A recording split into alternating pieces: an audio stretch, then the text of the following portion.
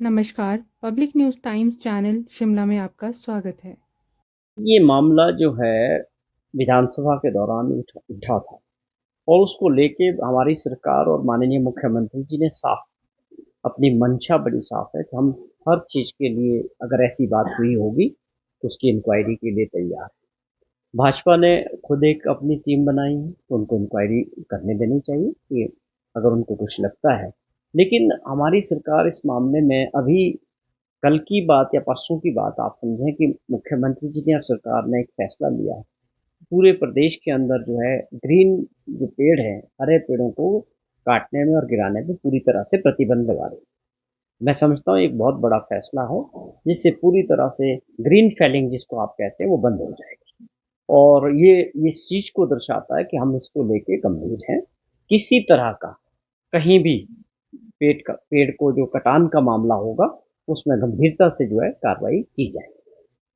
साफ तौर पे मुख्यमंत्री जी ने कहा हम इसकी अपनी पूरी विभाग से पूरी जानकारी ले रहे हैं क्योंकि जिस तरह से भाजपा इसको अपनी एक टीम बना रही है वो उनकी अपनी एक राजनीतिक मजबूरी होती है और इसके पीछे वास्तविकता क्या है पूरी जानकारी होना बहुत ज़रूरी है और उसकी पूरी जानकारी तभी आएगी जब सरकार ने अपने अधिकारियों को फॉरेस्ट विभाग को और सबको ये आदेश दिए हैं कि इसकी पूरी रिपोर्ट तैयार करके माननीय मुख्यमंत्री जी तक ये पहुंचेगी कि क्या है और किस मामले की ये बात कर रहे हैं। लेकिन जहां तक आपने सवाल किया कि भाजपा अपने आप एक कमेटी बना के इसको आगे बढ़ा रही है इंक्वायरी को, मैं समझता हूँ वो एक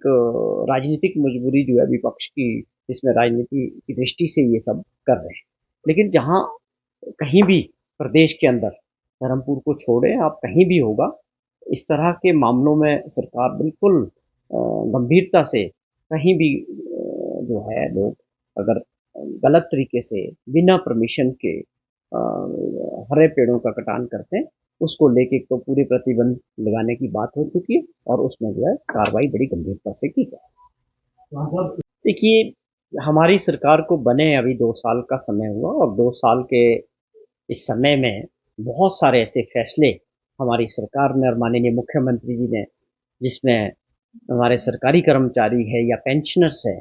उनकी देनदारियों को लेके थे या डीए को लेके थे या सिक्स पे कमीशन की जो एरियर्स थे जो खास तौर पे जो आज आपने जिक्र किया कि विपक्ष के नेता इन चीज़ों पे बात कर रहे हैं ये बड़ा अजीब सा लगता है कि जिनके जब वो मुख्यमंत्री रहे 5 वर्ष सरकारी कर्मचारी हजारों की संख्या में लगातार 3 वर्षों तक ओपीएस की अपनी लड़ाई लड़ते रहे ओल्ड पेंशन को लेके और जयराम जी ने कभी उनको मिलने का समय नहीं दिया। हजारों की संख्या में विधानसभा का घेराव शिमला में हुआ और धर्मशाला में विधानसभा का घेराव किया गया कभी उनकी बात को नहीं सुना गया। खैर उनको बेनिफिट्स तो क्या देने थे। तो ये वो लोग हैं जिन्होंने कभी सरकारी कर्मचारियों के हितैषी होने की बात आज कर रहे हैं जब वो सत्ता में थे तब वो बताएं कि उन्होंने क्या किया। सिक्स पे कमीशन लागू किया उसकी सारी देनदारियां 11,000 करोड़ रुपए की सरकारी कर्मचारियों की और पेंशनर की छोड़ के गए। जयराम जी ने कुछ नहीं किया उनके लिए। तो आज इस तरह की बात करना कांग्रेस सरकार के लिए जिन्होंने आते ही सबसे बड़ा पहला फैसला ओपीएस लागू करके 1,36,000 सरकारी कर्मचारियों को उसका लाभ दिया और हिमाचल प्रदेश देश के अंदर पहला राज्य बना जिन्होंने ओपीएस को लागू किया। अब दूसरी बात 3% पहले हमने डीए दिया 2023 में और 24 में 4% जो है डीए की किस्त द्वारा जारी की और आप समझें जो एरियर्स 75 वर्ष के ऊपर के जो पेंशनर्स थे उनका एरियर्स को क्लियर कर रहे हैं और भी जो देनदारियां थी ट्रांसपोर्ट एचआरटीसी में थी उसको कर रहे हैं। तो ये कहना कि हम सरकार के कर्मचारियों के साथ नहीं है मैं समझता हूँ जयराम जी को कोई गलती लग रही है उनको अपना टाइम याद आ रहा है। हम हर तरह से और जहाँ लोगों की प्रमोशंस हैं या आप देखें कि भर्तियों की बात करें कि 6,000 के करीब तो खाली एजुकेशन विभाग में जो है भर्तियों का प्रोसेस चला हुआ है चाहे वो डायरेक्ट भर्तियां हो रही है या बैच वाइज भर्तियां हो रही है।